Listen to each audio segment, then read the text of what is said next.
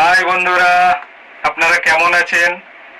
আপনারা সবাই জানেন যে 19শে এপ্রিল থেকে 1লা জুন পর্যন্ত যে ভারতবর্ষে গণতান্ত্রিক উপায়ে ভোট পর্ব চলছিল, তার আজকে ফলাফল হলো, অর্থাৎ 4 জুন ফলাফল হলো। আর ফলাফল কি হলো সেটা আপনাদেরই সব জানা হয়ে গিয়েছে ইতিমধ্যেই। টিভির পর্দায় আপনারা চোখ রেখেছিলেন, সেখান থেকে আপনারা জেনে গিয়েছেন কি ফলাফল হলো। বিজেপি যেভাবে বলেছিল যে মোদি ঝড় আসছে, মোদি ঝড় আসছে, সে মোদি ঝড় একেবারে ফিকে হয়ে গেছে। মোদি ম্যাজিক শেষ। সেইভাবে সিট আনতেই পারেনি বিজেপি, একক সংখ্যাগরিষ্ঠতা আনতেই পারল না বিজেপি। এনডিএ কে হাতে নিয়েই ওদের সরকার গঠন করতে হবে। মোট সিট সংখ্যা আছে 543টি। সেই 543-এর মধ্যে ম্যাজিক ফিগার হলো 272টা। 272টা পেতেই হবে। কোনো একটা দলকে সংখ্যাগরিষ্ঠতা হিসাবে তাদের প্রমাণ দেখাতে হবে, তবেই তারা কিন্তু সরকার গঠন করতে পারবে। কিন্তু 2024 সালে কোনো দলই এককভাবে আসতে পারলো না। এককভাবে আসতে গেলে কটা সিট দরকার? 272। কোনো দলই এখানে এককভাবে আসতে পারলো না।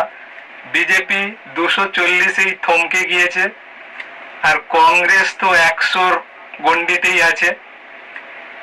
অতএব কোনো দলই এইবারে 2024-এ সংখ্যাগরিষ্ঠতা পেল না। তবে কি হবে? তবে যে জোট হয়েছে এনডিএ সরকার আর ইন্ডিয়া সরকার, এই দুটো যে জোট হয়েছিল সেখানে এনডিএ কিন্তু অনেকটাই এগিয়ে আছে। তা আশা করা যাচ্ছে এনডিএ সরকারই সরকার গঠন করবে, কারণ ইন্ডিয়া শরিক দলের মধ্যে অতটা সিট নেই যেখানে এনডিএ এর মধ্যে আছে। বিজেপি প্রধান দল, ওই এনডিএ এর মধ্যেই শরিক দলদের নিয়েই বিজেপি সরকার গঠন করবে ইন্ডিয়াতে, মানে ভারতবর্ষে সরকার গঠন করবে এনডিএ শরিক দলেরকে নিয়ে। আর বিরোধী আসনে বসবে ওই ইন্ডিয়া। এইটাই আপনারা দেখতে থাকুন, আগামী দিনে এটাই হবে।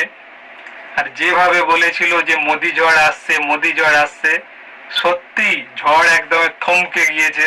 সেটা আপনারা দেখেছেন টিভির পর্দায়। 240 পার করতে পারলো না বিজেপি সরকার। আর কংগ্রেস ভালো ফলাফল করেছে, 100-র কাছাকাছি মোটামুটি সিট পেয়ে গিয়েছে। আর পশ্চিমবঙ্গে টিএমসি খুব ভালো ফলাফল করেছে, ভালো, খুব ম্যাজিক চলেছে। মমতা অভিষেক ম্যাজিক দারুণ কাজ করেছে এখানে পশ্চিমবঙ্গে।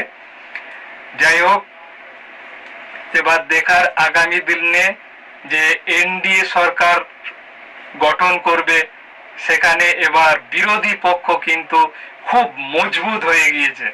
এবার কাজ করতে গেলে অনেক ভেবে চিন্তে কিন্তু এনডিএ সরকারকে করতে হবে, কারণ ইন্ডিয়া যে শরিক দল, ওরা বিরোধিতা করবে। বিরোধী শক্তি এইবারে খুব মজবুত হয়ে গিয়েছে। তাই এনডিএ যে শরিক দল, ওরা সরকার গঠন করবে, ওদের পক্ষে কিন্তু কোনো ডিসিশন নেওয়া খুব শক্তকর হয়ে যাবে। যাই হোক, আপনারা দেখতে থাকুন, আরো কিছু ভিডিও বাকি আছে, আপনারা দেখুন। একটু ডিটেলস আপনাদের দেখাচ্ছি। প্লিজ বন্ধুরা, সম্পূর্ণ ভিডিওটি দেখবেন। এটা খুব একটা বড় ভিডিও নয়, ঠিক আছে? আপনারা দেখতে থাকুন, আর একটু ভিডিওতে লাইক, কমেন্ট, শেয়ার অবশ্যই করবেন। তো দেখতে থাকুন, আরো একটুখানি বাকি আছে, দেখে নেন। গত 19শে এপ্রিল শুরু হয়েছিল এবারের লোকসভা নির্বাচন, সপ্তম তথা শেষ দফার ভোট হয়েছিল 1লা জুন। তারপর আজকে 4 তারিখ, 4ই জুন, 72 ঘন্টা অপেক্ষা শেষে উপস্থিত সেই মুহূর্ত। সকাল 8টা থেকে ভোট গণনা শুরু হয়ে গেছে। প্রথমে ব্যালট ভোট গণনা হয়। 2024-এর লোকসভার ভোটের ফলাফল ইতিমধ্যে সবার জানা হয়ে গেছে। মোদি ঝড় তো বিলীন হয়ে গেছে। মোদি ম্যাজিক কাজে লাগলো না। লোকসভা ভোটে মোট সিট সংখ্যা 543টি। এখানে যে দল বা পার্টি সরকার গড়বে সেই দল বা পার্টিকে ম্যাজিক ফিগার পেতে হবে 272, যা কিনা কোনো দলই এককভাবে সংখ্যাগরিষ্ঠতা পায়নি। অর্থাৎ অনেক দল একসঙ্গে জয়েন্ট করে ম্যাজিক ফিগার মিলাতে পারে। এদিকে এনডিএ শরিক দলগুলি ইতিমধ্যে ম্যাজিক ফিগারের মধ্যে আছে। এবার এখানে দেখার ইন্ডিয়া শরিক দল কোনো দলকে টেনে ম্যাজিক ফিগারের আওতায় আনতে পারে কিনা, সেটাই মেন দেখার। সেটাই ভারতবর্ষের সমস্ত জনসাধারণ তাকিয়ে আছে কি হয় আগামী দিনে। যাই হোক, এনডিএ সরকার, এনডিএর যে শরিক দল, তাদের আপাতত সিট সংখ্যা বেশি আছে ইন্ডিয়ার থেকে। তাই এনডিএ এরাই হচ্ছে সরকার গঠন করবে। তো আগামী দিনে দেখা যাক কিভাবে তারা সরকার গঠন করে। তো এখানেই আমি ভিডিওটি শেষ করলাম। আজকের এই ছোট্ট ভিডিওটি আপনারা যে এতক্ষণ থেকে দেখলেন, তাই জন্যে আপনাদের অনেক অনেক ধন্যবাদ। আপনারা ভালো থাকবেন, সুস্থ থাকবেন। Tata, bye bye.